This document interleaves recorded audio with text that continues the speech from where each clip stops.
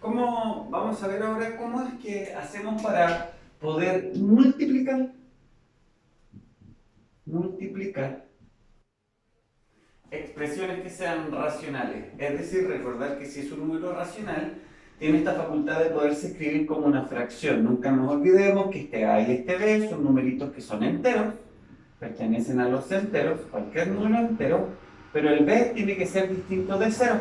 Al A le llamamos el numerador, a B el denominador. Entonces la pregunta es, ¿cómo hacemos para multiplicar dos números racionales?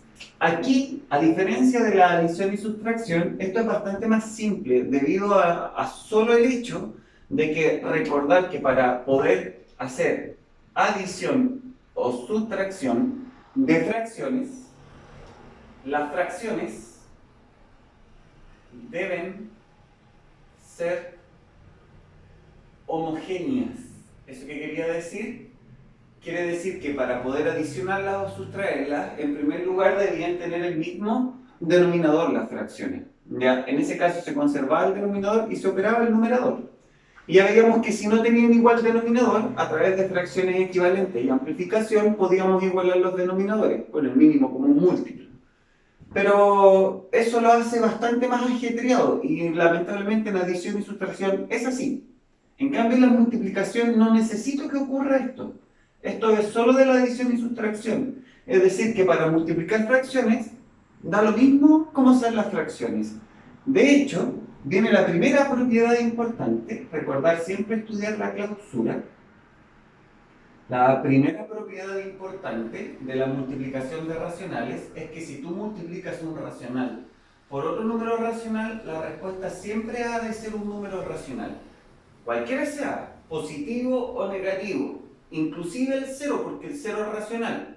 Eso quiere decir que yo puedo concluir que toda fracción multiplicada por otra fracción me tiene que dar como resultado otra fracción. Porque si es racional, es una fracción. Si es racional, es otra fracción. Y me tiene que dar otra fracción. Y algebraicamente, eso lo anotan así. Si la primera fracción es a partido por b, cumpliendo con estas reglas, y la segunda fracción es c partido por d, cumpliendo con estas reglas también, que los denominadores no valgan 0, y que sean puros números enteros, entonces el resultado va a ser una única fracción, donde el numerador va a ser el producto de los numeradores, se multiplica numerador por numerador, y el denominador va a ser el producto de los denominadores, se multiplica denominador por denominador. Así de simple, o sea, como me decían en el colegio, de lado, sí, pero no se lo aprenden así, numerador por numerador, denominador con denominador. Ahora, como la multiplicación tiene esta facultad de ser conmutativa, entonces propiedad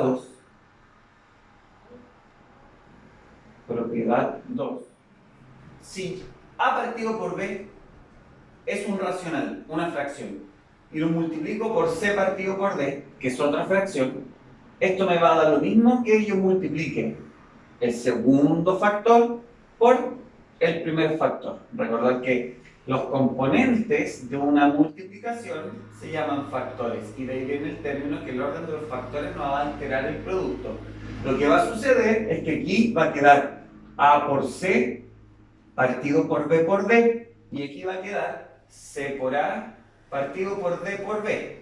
Pero resulta que a, b, c y d son números enteros, y yo ya sé de los números enteros que decir a por c es lo mismo que decir c por a, y decir b por d es lo mismo que decir d por b. Son axiomas de los enteros, eso ya los hemos estudiado.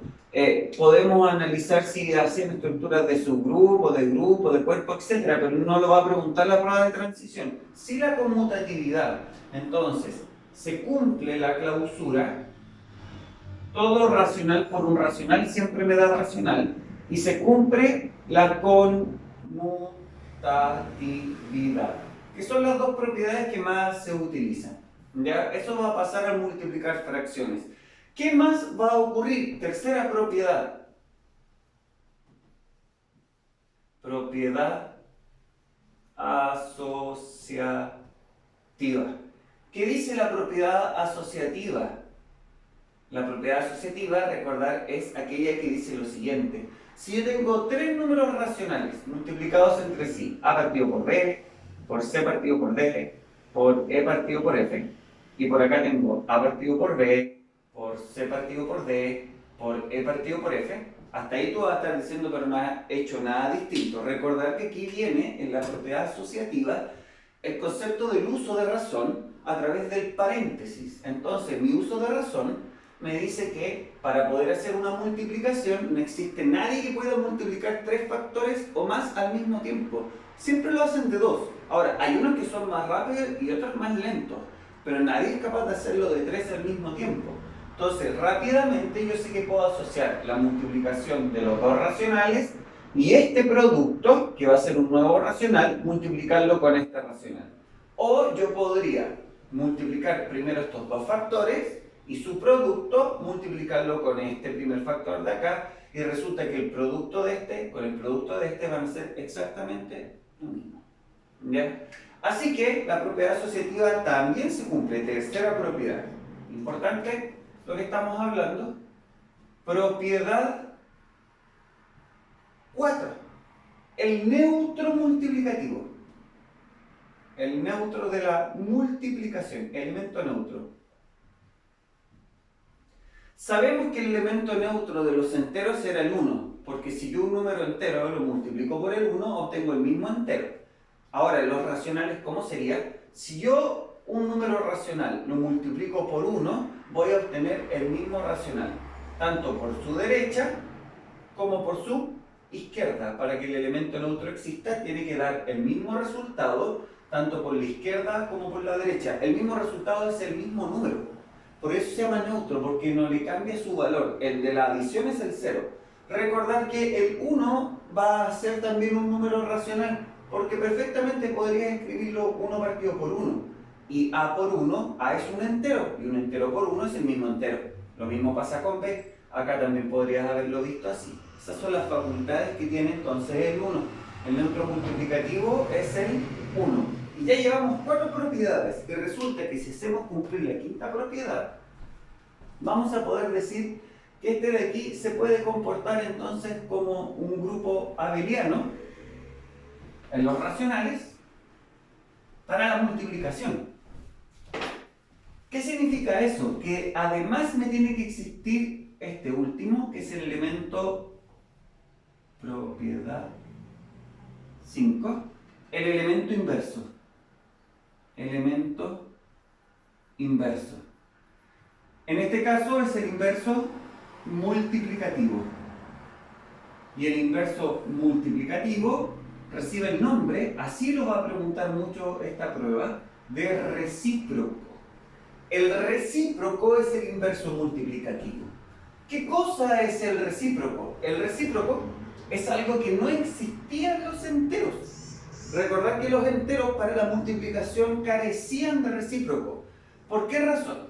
Porque el recíproco, veamos primero los racionales. ¿Qué sería el recíproco? Si yo tengo una fracción de la forma A partido por B, su recíproco va a ser el numerito que yo le multiplique aquí, de manera tal que yo obtenga como resultado el neutro multiplicativo, el 1, por decirlo de otra manera. ¿Ya? Entonces, ¿por cuánto debo multiplicar A partido por B para que me dé como resultado el neutro multiplicativo? Resulta que si yo lo multiplico por B partido por A, voy a obtener como resultado el 1. ¿Por qué? Porque A por B partido por B por A va a ser lo mismo que escribir A por B partido por A por B. ¿Y por qué A por B lo escribí así acá en este caso? Estoy viendo si es que esto efectivamente es 1. Estoy dudando, quiero probarlo.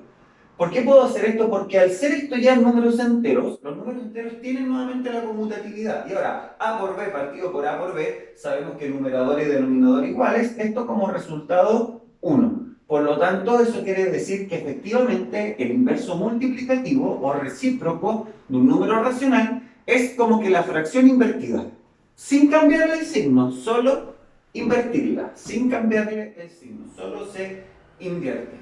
Y eso va a funcionar por la derecha y por la izquierda, por eso vamos a decir que existe el inverso multiplicativo. Ahora, hay una afirmación que dice por ahí que todo número racional, después se podrá extender a los reales,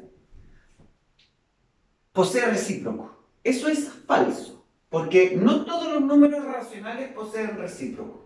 Hay un numerito, en particular, recuerda que aquí b no podía ser 0, hay un numerito que en particular no tiene recíproco. Es el 0. Imagínate que tú escribes el 0 como una fracción. 0 dividido por cualquier número distinto de 0 es 0. Entonces, por ejemplo, voy a escribir 0 partido por 3. Podría haberlo escrito 0 partido por menos 6. Da lo mismo. O 0 partido por 1000. Da lo mismo. En cualquier caso va a ser 0. Si yo quiero obtener su recíproco, entonces debo en primer lugar, fíjate, encontrar un número que al multiplicarlo por 0 partido por 3 me dé como resultado el 1. Esto ya es cuestión de loco.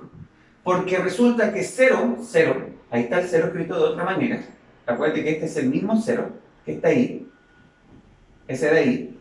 El 0 multiplicado por cualquier número es 0. Entonces, ¿cómo voy a encontrar un número que me dé 1? Ahí ya te dice que esto es imposible. No existe ese recíproco. Pero si yo siguiera esta lógica solo por seguirla, porque el 3 es distinto de 0, así que no hay problema, yo aquí tendría que haber escrito 3 partido por 0. Aquí está el problema. ¿Ya? Nosotros sabemos que es muy difícil poder determinar cuántas veces cabe el 0 en el 3. O no existe o es indeterminado. Eso ya es una discusión y todo el cuento. Pero no se puede dividir por 0. Entonces, por eso se dice que todo número racional, todos los racionales menos el 0 poseen recíproco. Todos los racionales, todo número racional distinto de 0 posee recíproco. ¿Ya?